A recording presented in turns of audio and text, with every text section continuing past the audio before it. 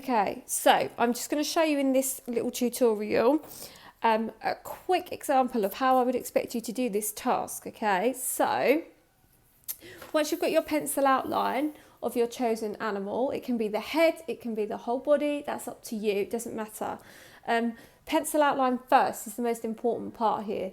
Then what I would like you to do is go over your animal in a black pen. So that can be a felt tip pen, that can be a fine liner, whatever you have access to at home.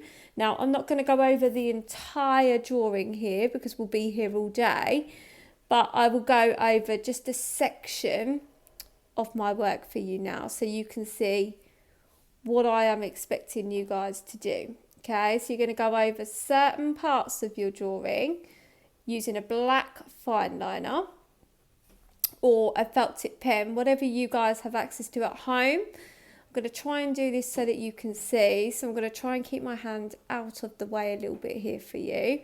So you're going to go over your whole drawing. Now, I'm going to focus just on a part of my drawing for the sake of showing you guys what to do. Okay, it doesn't have to be perfect. That pencil outline just shows you roughly the marks that you have made and the areas that you have created. Okay, I've done some little dots and I've also drawn in his whiskers. Now, you can go over these in your pen, that's fine.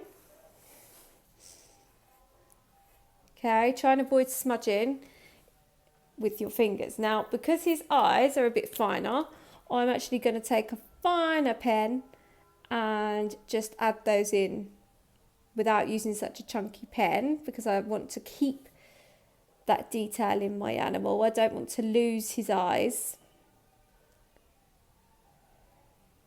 Okay, now an example of creating or considering how you might start to apply colour mark making techniques to your work is, and if I just outline his ears on this one, okay, it doesn't matter if it's not perfect because we're going to be applying colour to this week. So if you do have a range of thickness pens, that's cool. That's going to be really nice to show a bit of body to your work. But if you don't, that's fine. You might have a felt tip pen and a biro, that's fine. Okay, you can do this that way. Now, what I'm going to show you is let's do this bit down here. So I'm going to take an example of an area that I want to build up using my mark making techniques. So last lesson, you guys looked at creating your self-portraits using mark making techniques. And you did a fantastic job with that.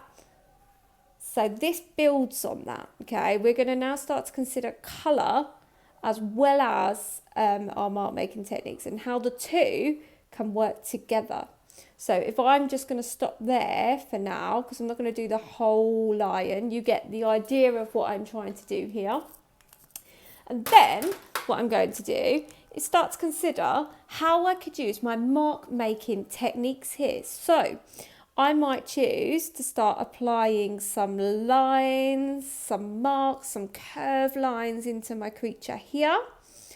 And then within that, I might choose to make some parts have lots of thinner lines coming into them, whilst others have got some thicker lines. There are lots of different ways you can do this, okay? It's a bit hard for me to do it at this angle, but you get the idea.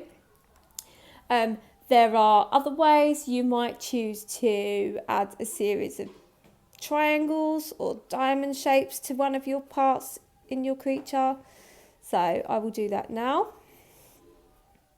Okay, so I'm just going to go quiet a little bit whilst I'm adding in some of my marks.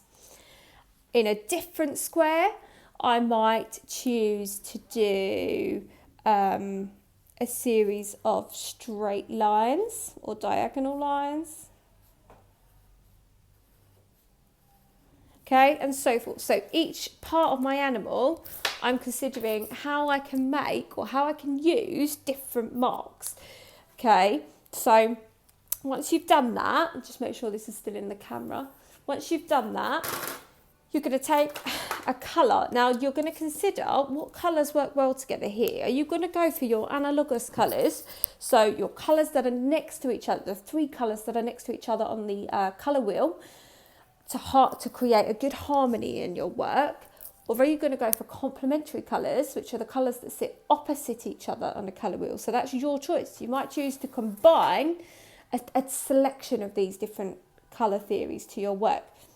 Once you've done your black outlines, I want you to apply some colour to your work, okay? So we should end up with, as you can see in my PowerPoint examples, an animal that's been created using mark making techniques, but has also incorporated colour into this, okay? So I'm going to go for some analogous colours here, colours that sit next to each other on my colour wheel, okay, because I think that that's going to create a nice harmony on this part of my work, okay? So you can see that coming to life now.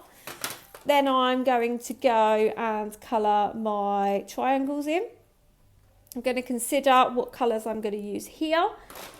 So again, I quite like at the moment sticking to these colours that are going to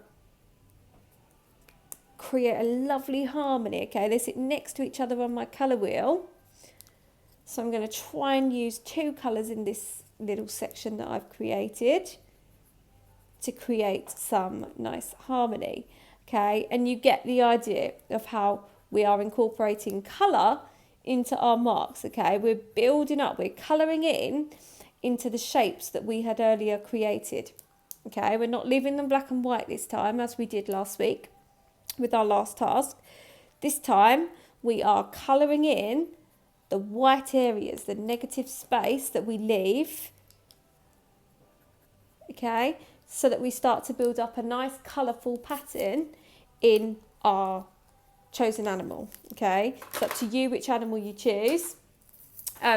Again, you might choose to do some polka dots, which is also fine because circles are a form of making a mark, and so forth, okay? So you can see that I've now used a biro, something that's a bit thinner to give that variety to my work.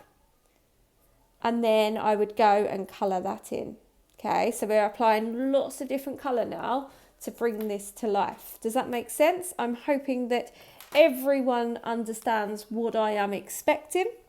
I'm hoping that you can enjoy this task. You might want to, I'll show you one more example. You might want to divide it quite simply, and you could choose perhaps, just show you one more bit, to do the stippling or dotting technique for one section, because that's a form of making a mark also. Okay, so you might choose to do that for one section. Again, thinking about which colours you're using. So I might contrast that by using a blue and so forth. Okay, so I want you to really consider how you are making your mark. And I would go and spend a bit more time on this to make sure that I'm really filling my area with lots of dots so that it's not too plain, okay? So I want to fill these different spaces up by almost creating actually a series of patterns on my animal. Hopefully that's clear, hopefully that all makes sense. And now you can go back to the PowerPoint, please, and continue with watching my screencast. Good luck!